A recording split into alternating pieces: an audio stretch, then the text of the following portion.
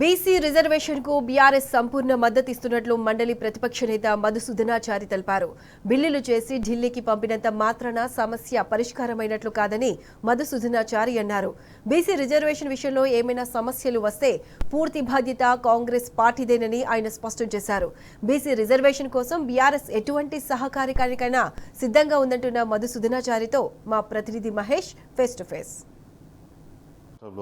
ప్రవేశపెట్టబడిన బీసీలకు 42% బిల్లు సంబంధించి మనతో మాట్లాడేందుకు మండలి ప్రతిపక్ష నేత మధుసూదనాచారి ఉన్నారు.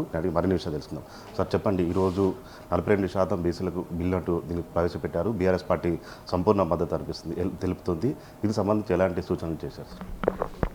బీఆర్ఎస్ పార్టీ అధినేత అయినటువంటి కేసీఆర్ గారు ఈ రెండు బిల్లులకు కూడా బీఆర్ఎస్ పార్టీ సంపూర్ణమైనటువంటి మద్దతు ఇవ్వాలనేటువంటి సూచన మాకు చేయడం జరిగింది.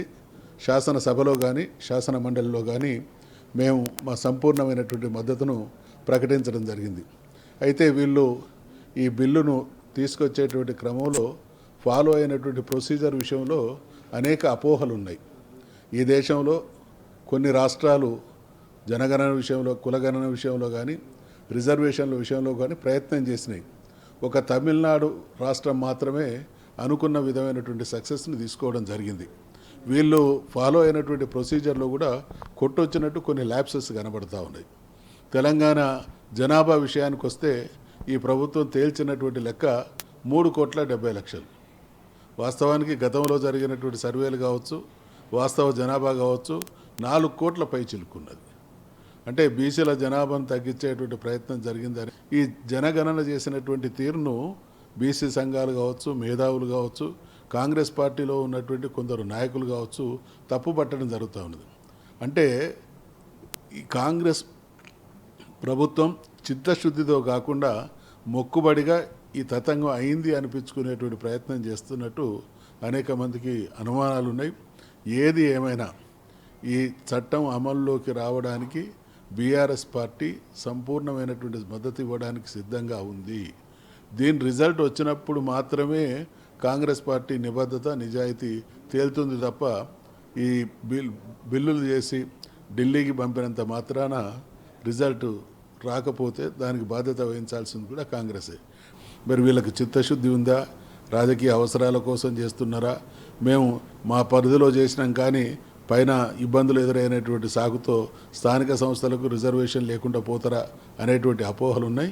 వీటన్నిటికీ పరిష్కారం కాంగ్రెస్ ప్రభుత్వం ఈరోజు దేశాన్ని పాలించినటువంటి పార్టీగా ఒక తమిళనాడుకే పరిమితమైనటువంటి పార్టీలు ఢిల్లీ మీద ఒత్తిడి తెచ్చి వాళ్ళు అనుకున్నటువంటి రిజర్వేషన్ల శాతాన్ని సాధించగలిగినప్పుడు దేశాన్ని ఏలినటువంటి పార్టీగా, దేశంలో రెండవ బలమైనటువంటి పార్టీగా ఇది ఆచరణలోకి తీసుకురావాలి. 9th షెడ్యూల్లో పెట్టడం ద్వారా మాత్రమే కాంగ్రెస్ పార్టీ తన నిజాయితీని నిరూపించుకుంటుంది. అది కాకుండా ఎటువంటి అడ్డంకులు ఎదురైనా కూడా అది కాంగ్రెస్ పార్టీ నైజానికి నిదర్శనం అవుతుంది. సో మనం తెలంగాణ ఉద్యమం టైంలో కూడా చూసాం, 4 కోట్ల మంది తెలంగాణ ప్రజలు ఉద్యమంలో పాల్గొన్నారు కూడా చెప్పుకుంటూ వచ్చాము. ఈ లెక్క తగ్గించి చూడడానికి ఎట్లా చూస్తారు? ఇది అదే వాళ్ళ చిత్తశుద్ధికి వాళ్ళు ఏ విషయంలోనూ అంటే కాంగ్రెస్ పార్టీ గడచిన 15 మాసాల కాలంలో వాళ్ళ వ్యవహార శైలి, పాలనా తీరు చూస్తే ఏ విషయంలో కూడా నిజాయితీ నిబద్ధతతో పనిచేసినట్టు లేదు. అన్ని మాటలు చెప్పడం, తప్పించుకోవడం. వాళ్ళు ఆ రోజు ఎన్నికల మేనిఫెస్టోలో ఇచ్చినటువంటి హామీలు కావచ్చు, ఈ కుల జనగణన కావచ్చు, వాళ్ళు తేల్చినటువంటి లెక్కలు కావచ్చు, ఏదో ఒక రకంగా బీసీ జనాభాను తక్కువ చేసి వాళ్ళు అనుకున్నటువంటి కొన్ని కులాల సంఖ్యను ఎక్కువగా చూపించడం కోసం చేసినటువంటి ఒక పొరపాటు, చిలిపి ప్రయత్నం ఇది. సో 42% బిల్లు అమలుకు సంబంధించి బీఆర్ఎస్ పార్టీ ఎట్లాంటి పోరాటం చేయాలి దీనికి సంబంధించి? ఇప్పుడు మనం ప్రధాన ప్రతిపక్షం ఇక్కడ. తెలంగాణ రాష్ట్ర సమితికి ఈ రాష్ట్ర ప్రజల ప్రయోజనం, అందులో బీసీ ప్రజల ప్రయోజనం అనేది మొదటి నుంచి తన ఆరాటం అంతా ఈ రాష్ట్రంలో ఉన్నటువంటి అన్ని వర్గాల ప్రజల సంక్షేమం, అభివృద్ధి. ఆ క్రమంలో ఎవరు సదాభిప్రాయంతో సదాశయంతో ముందుకొచ్చినా ఒక నిర్మాణాత్మకమైనటువంటి ప్రతిపక్షంగా సహకరించాలనేదే భావన. టీఆర్ఎస్ పార్టీకి, కేసీఆర్ నాయకత్వానికి తెలంగాణ ప్రాంత ప్రయోజనాల పట్ల ఉన్నటువంటి నిబద్ధత కాంగ్రెస్ పార్టీకి లేదనేది ఈ 15 మాసాల కాలంలో తేలింది. అయినా ప్రజా ప్రయోజనాల కోసం వాళ్ళు నిజాయితీతో, నిబద్ధతో ముందుకొచ్చేటువంటి ప్రతి కార్యక్రమానికి సహకరిస్తాం. ఈ బిల్లు విషయంలో సంపూర్ణమైనటువంటి సహకారం.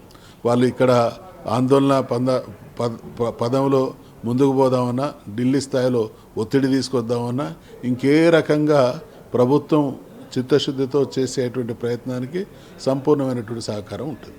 సో ఈరోజు మీరు చెప్పారు అంటే సీఎం గారు ఇప్పుడు బిల్లు పాస్గా రెండు ఉభయ సభలు అసెంబ్లీలో పాస్ అయింది, మండలిలో పాస్ కాకముందే ముఖ్యం ప్రధానమంత్రికి లేఖ రాశామని కూడా ప్రస్తావించినట్టు డైరెక్ట్ ఈ విషయాన్ని నేను సభ దృష్టికి తీసుకురావడం జరిగింది.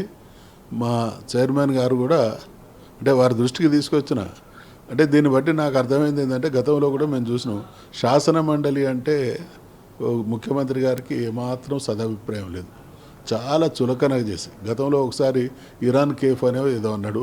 శాసన మండలి సభను ఉద్దేశించి ఇరాన్ కేఫ్గా వర్ణించడం.